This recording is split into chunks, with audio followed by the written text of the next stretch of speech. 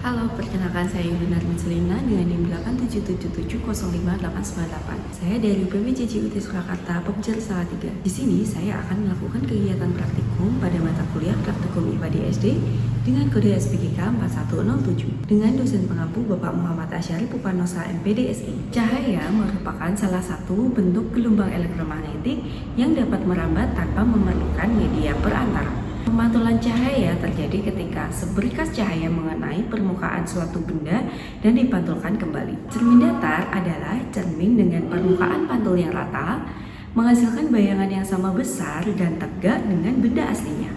Cermin cembung adalah cermin yang permukaan pantulannya melengkung keluar, membuat bayangan jadi lebih kecil dan tegak. Cermin cekung adalah cermin dengan permukaan pantul melengkung ke dalam, mampu mengumpulkan cahaya dan sering digunakan untuk fokuskan cahaya atau memperbesar bayangan. Alat dan bahan yang saya gunakan dalam praktikum kali ini ada papan putih, celah cahaya, senter, lilin, korek api, busur, penggaris, kertas putih, cermin cekung dan cermin cembung, alat tulis dan tabel pengamatan, cermin datar. Nyalakan lampu senter dan amati dengan baik jalannya berkas cahaya pada saat sebelum dan sesudah mengenai cermin datar. Hasil pengamatan menunjukkan bahwa sudut datang selalu sama dengan sudut pantul untuk setiap variasi sudut yang digunakan. Hal ini membuktikan berlakunya hukum pemantulan cahaya.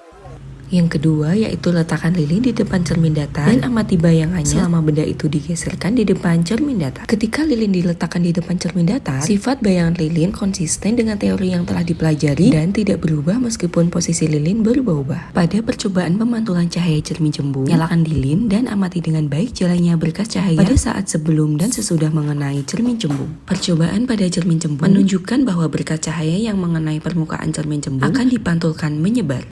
Yang terakhir, percobaan pemantulan cahaya pada cermin cekung. Nyalakan lilin dan amati dengan baik jalannya berkas cahaya pada saat sebelum dan sesudah mengenai cermin cekung. Atur jarak benda atau letak layar agar pada layar terbentuk bayangan yang jelas dan tajam. Selanjutnya, ukur jarak benda dan jarak bayangan. Cermin cekung mengumpulkan berkas cahaya yang datang. Hasil percobaan menunjukkan bahwa sifat bayangan yang dibentuk bergantung pada jarak benda terhadap cermin. Kesimpulan pada praktikum kali ini adalah praktikum pemantulan cahaya dengan cermin datar, cembung, dan cekung menunjukkan sifat-sifat pantulan yang berbeda. Cermin datar menghasilkan bayangan yang sama besar, cermin cembung menghasilkan bayangan lebih kecil dan tegak. Sedangkan cermin cekung dapat mengumpulkan cahaya dan memperbesar bayangan tergantung posisi benda. Berikut merupakan tabel hasil pengamatan pada praktikum kali ini. Cukup sekian praktikum kali ini, sampai jumpa.